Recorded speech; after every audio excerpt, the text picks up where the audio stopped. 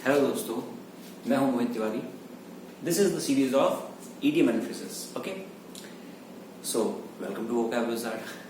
Friends, idioms और phrases का जो टॉपिक है it's a very actually lengthy topic है काफी, और ईडीएम और फ्रेजेस को याद करना काफी मुश्किल हो जाता है क्योंकि हम लोग उनको सिर्फ रटते हैं, समझते नहीं, ये कॉन्टेक्स्ट में नहीं याद करते हैं। ठीक है, सो आज मैं इनके पीछे की जो स्टोरीज होती हैं उनको थोड़ा सा बता के और आपको विद इन कुछ मिनटों में आपको ये सारी इडियम हमेशा के लिए याद हो जाएंगे। This is the guarantee. तो please stay with me, Vocab Wizard. Let's continue now. पहले हम लोग देखते हैं, पहले लिखा हुआ है to turn over new leaf. ठीक है, मैं आपको सारे जो इडियम्स हैं उनको लिंक करके पढ़ाऊंगा क्योंकि आप क्या करते हैं कि आप सिर्फ रट लेते हैं। जैसे आपने कोई नया वर्ड भी सीखा तो ऐसे वो बिल्कुल बेकार मेथड है कि दिन में 5 वर्ड लिखो, डेली 5 वर्ड डायरी में ऐड करो और उसके बाद शाम तक वो वर्ड रहेंगे दिमाग में। ऐसा तो नहीं हो सकता। ठीक है, तो यहां पर मैं आपको चीजों को लिंक अप करके पढ़ाता हूं। That's the brilliant method actually.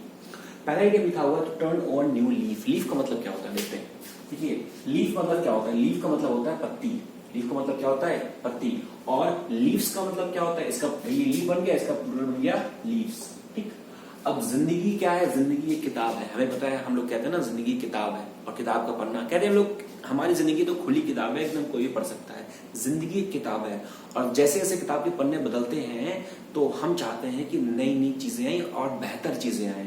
To turn over new leaf, आपने नया पन्ना खोल दिया जिंदगी का, यानी कि क्या? बेहतरी के लिए जा रहे हो। तो टर्न ओवर न्यू लीफ का मतलब होता है कि आप जिंदगी में और बेहतर बनना चाहते हो और आगे जाना चाहता हो। नया फेज आ गया है लाइफ का। ठीक है, so to turn over new leaf का मतलब नया फेज आ गया, आप बेहतरी के लिए आगे बढ़ रहे हो। नेक्स्ट देखते हैं, to keep one's head. To keep one's head. देखिए, टू कीप का मतलब क्या होता है? कीप का मतलब होता है रखना, और वंस हेड यानी कि अपना सर अपने पास रखो। इसका मतलब क्या होता है? इसका मतलब होता है शांत रहना। आप एकदम शांत रहो, अपना दिमाग अपने पास रखो, एकदम कहीं दौड़ाओ ना। दिमाग के घोड़े कहीं मत दौड़ाओ, अपना दिमाग अपने पास रखो, जैसा हम लोग मेडिटेशन के टाइम करते हैं। दूसरे वाले सेंटेंस का मतलब है, दूसरे वाले इडियम का मतलब है कि शांत रहना। ठीक है, मैं नंबरिंग कर देता हूं। सो 2 नंबर का मतलब है टू कीप वंस हेड, मतलब क्या है? शांत रहना, काम रहना। ठीक, काम का मतलब क्या होता है? कोई व्यक्ति शांत है। नेक्स्ट लिखा हुआ है टू क्रॉस सॉर्ड। देखिए, ये जो लिखा हुआ है टू क्रॉस सॉर्ड, ये इडियम और यहां पर जो लिखे हुए ये सारे सेम है। देखते हैं यहाँ पर टू क्रॉस सॉर्ड का मतलब क्या होता है। देखिए, क्रॉस का मतलब क्या होता है? आपको पता है क्रॉस का मतलब क्या होता है? जैसे ये लाइन गई है, मैंने एक लाइन और बना दी तो ये क्रॉस बन गया। ठीक है, क्रॉस का मतलब ये हो गया। आपने देखा होगा कि जब कोई भी लड़ता है तो दोनों तलवारों को ऐसे रखता है लड़ा के एकदम। ठीक है ना?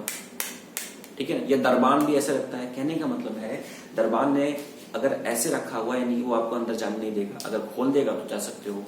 क्रॉस सॉर्ड का मतलब है, सॉर्ड मतलब क्या होता है? सॉर्ड मतलब होता है तलवार। इसका मतलब होता है तलवार। अब तलवार को क्रॉस करके रखा हुआ है यानी कि आप लड़ाई करने की कगार पे हो, यानी कि बिल्कुल लड़ने के लिए रेडी हो गए हो। तो क्रॉस सॉर्ड का मतलब होता है कि लड़ाई करना।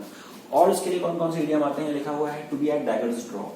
To be at daggers drawn. Daggers drawn का मतलब क्या है? देखो, ड्रॉ जैसे ड्रॉ का मतलब होता है बिल्कुल लड़ने वाला है जाके वो बंदा। तो डैगर्स ड्रॉ बिल्कुल लड़ने वाला है। क्रॉस सॉर्ड, क्रॉस सॉर्ड मतलब बताया मैंने, तलवारों को आपने ऐसे रखा हुआ है यानी कि वो लड़ने वाली है। Lock horns. लॉक मतलब क्या होता है? लॉक मतलब कहीं बंद कर देना। हॉर्न्स मतलब क्या होता है? हॉर्न्स का मतलब होता है सींग। ठीक, आपने देखा होगा जो हाइना है, लकड़बग्घा या फिर और भी जो जानवर हैं वो क्या करते हैं? इनकी सींग होती हैं। या बकरी को ले लो, किसी को भी, तो जो लड़ती है तो सींगों से लड़ते हैं। तो अगर किसी ने अपनी सींगों को लॉक कर लिया, 2 जानवर ऐसे ऐसे आए और उन्होंने अपनी सींगों को आपस में फंसा लिया लड़ने के लिए, तो यानी कि वो लड़ने के लिए कगार पे हैं, लड़ने के लिए बिल्कुल आतुर है। कहने का मतलब है to be a daggers drawn, to cross sword और टू लॉक हॉर्न्स का मतलब होता है क्या? लड़ाई के लिए तैयार हो जाना। और यहाँ पर लिखा हुआ है टू क्रॉस सॉर्ड का मतलब क्या होगा? लड़ाई के लिए तैयार होना। मैं इसको रेज कर देता हूँ, समझ गए होंगे आप अच्छे से। अब हम आगे बात करते हैं। आगे लिखा हुआ है स्नेक इन द ग्रास। देखिए, जो हमारी ग्रास होती है, घास, घास कैसी होती है? घास होती है हरी हरी। घास कैसी होती है? हरी हरी। अब घास होती है हरी हरी और उसी घास में सपोज एक सांप आ गया और उस सांप का कलर भी कैसा था? घास थी हरी हरी और सांप भी आ गया आपका हरा हरा। हरी घास पे हरा सांप, वाह क्या बात है, सावन चल रहा है यहाँ पे। तो हरी घास पे हरा सांप, कहने का मतलब हरी घास पे हरा सांप आ जाएगा तो क्या पहचान पाएंगे कि सांप कहाँ पे है, घास कहाँ पे? नहीं पहचान पाएंगे। तो स्नेक इन द ग्रास का मतलब क्या होता है? अगर स्नेक आ गया, ग्रास में आ गया, हरी वो भी घास भी है, हरी सांप भी है, तो आप नहीं पहचान पाएंगे। इसका मतलब होता है आस्तीन का सांप। आस्तीन का सांप क्यों कहते हैं? क्योंकि जो आस्तीनें होती हैं, आपने क्या किया, आस्तीनों में कोई छुपा बैठा है, आपने ध्यान नहीं दिया। आस्तीन का सांप जो आपको कभी भी काट सकता है, डस सकता है, तो उसे कहते हैं स्नेक इन द ग्रास। समझ गए होंगे आप। Next sentence, to talk to one's hat. देखिए, to talk to one's hat, जैसे मैं आपसे बात कर रहा हूं, मैं कैसे बात कर रहा हूं? मुंह से बात कर रहा हूं। लेकिन अगर कोई व्यक्ति क्या कहां से बात कर रहा है? हैट से बात कर रहा है। हैट मतलब क्या होता है? हैट मतलब तो टोपी होती है। एक होता है कैप, कैप मतलब जो जनरल आप लगाते हो, हैट मतलब गोल वाली। तो अगर कोई अपनी हैट से बात कर रहा है तो पागल ही हो गया एकदम। भाई हम लोग इंसानों से बात करते हैं, वो व्यक्ति अपनी हैट से बात कर रहा है, अपनी टोपी से बात कर रहा है, पागल ही होगा कोई। To talk to one's hat का मतलब होता है कि नॉनसेंस बात करना, यानी कि बेवकूफी भरी बातें करना। समझ रहे होंगे आप? कुछ रटना नहीं, सिर्फ समझना है इडियम को आपको। तो इसका मतलब क्या हो गया? बेवकूफी वाली बातें करना, ठीक है ना। नॉनसेंस बात करना आप लिख सकते हो, ठीक है। कोई सेंस वाली बात नहीं करो, नॉनसेंस बातें करो। To talk to one's hat. Smell rat. Smell rat का मतलब क्या होता है? घर पे कोई चूहा मर जाता है तो हमें कभी चूहा बताने नहीं आता कि वो मर गया है, या उसके परिवार वाले बताने हैं कि भैया कि चूहा मर गया है। नहीं, हम उसकी स्मेल से पता लगा लेते हैं घर में कहीं ना कहीं कुछ गड़बड़ है, कोई ना कोई चूहा मर गया है।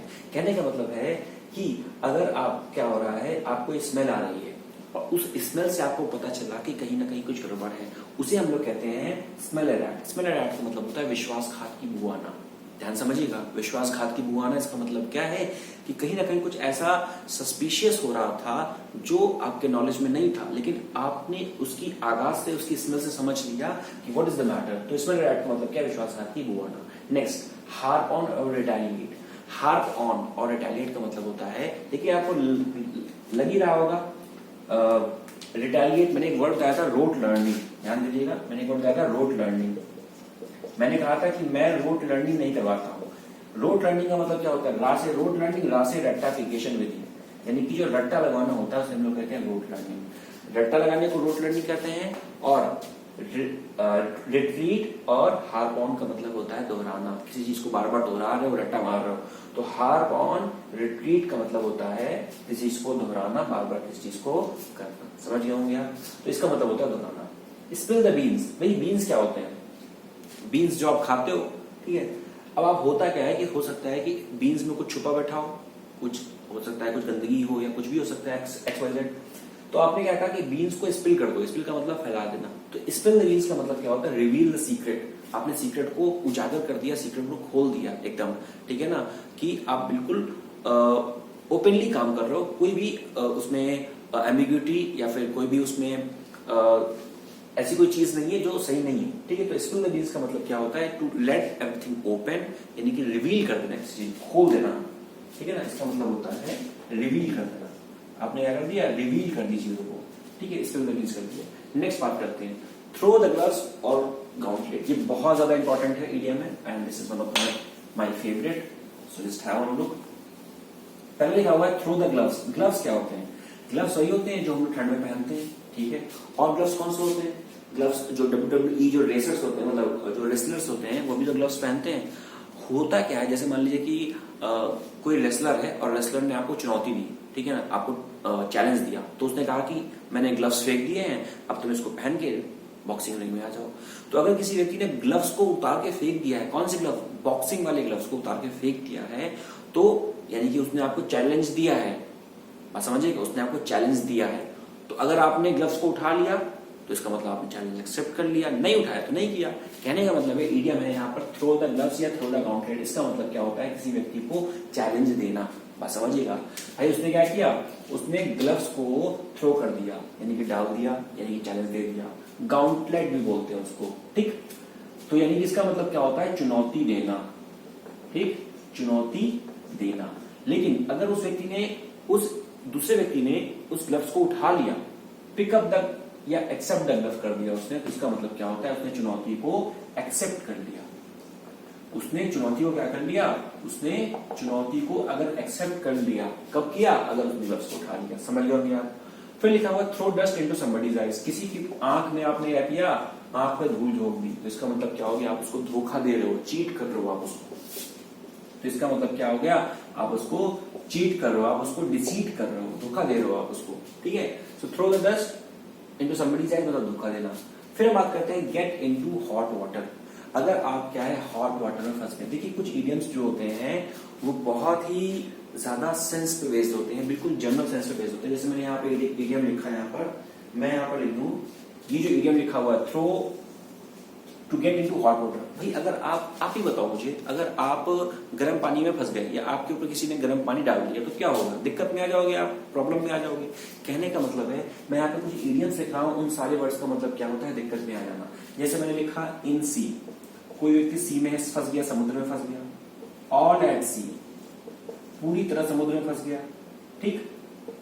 इन डेलीमा, कोई व्यक्ति डेलीमा में फंस गया, ठीक। कोई व्यक्ति इन हॉट वाटर हो गया, डेलीमा में हो गया, ठीक। इन जैम, भाई अगर आपकी गाड़ी जाम में फंस गई है तो मतलब आप दिक्कत में आ जाओगे, तो जैम में वो फंस गया, ठीक। इन सोप, जो सोप था, नहा रहे थे, नहाते नहाते सोप था, साबुन था, वो आंखों में चला गया, दिक्कत में फंस जाओगे। तो इन सोप का मतलब भी क्या हो गया? दिक्कत में फंस गया। फिर हम और क्या बात कर सकते हैं? परप्लेक्स्ड आ गया, तो परप्लेक्स्ड हो गया, ठीक है ना। कॉम्प्लेक्स्ड हो गया, ठीक है। पजल्ड हो गया। तो इन सारे जो वर्ड्स होते हैं, ये जितने भी वर्ड्स लिखे हैं, इन सारे वर्ड्स का मतलब क्या होता है? दिक्कत में आ जाना। कैसे समझा हमने? इन सी, कोई व्यक्ति समुद्र में फंस गया, दिक्कत में आ गया। ऑल एट सी, पूरी तरह समुद्र में चला गया, दिक्कत में आ गया। इन डेलीमा, डेलीमा फंस गया, दिक्कत में आ गया। इन जैम, जाम में फंस जाओगे, दिक्कत में आ जाओगे। इन सोप, सोप आंख में चला गया, दिक्कत में आ गया। परप्लेक्स्ड हो गया, कॉम्प्लेक्स हो गई, प्रॉब्लम बहुत कॉम्प्लेक्स थी। पर पजल्ड, भाई पजल मतलब क्या होता है? पहेली। अब दिमाग पहेली नुमा हो गया, यानी कि जिंदगी एकदम खराब हो गई, ठीक है। फिर उसके बाद देखो हम एक और यहां से आता है,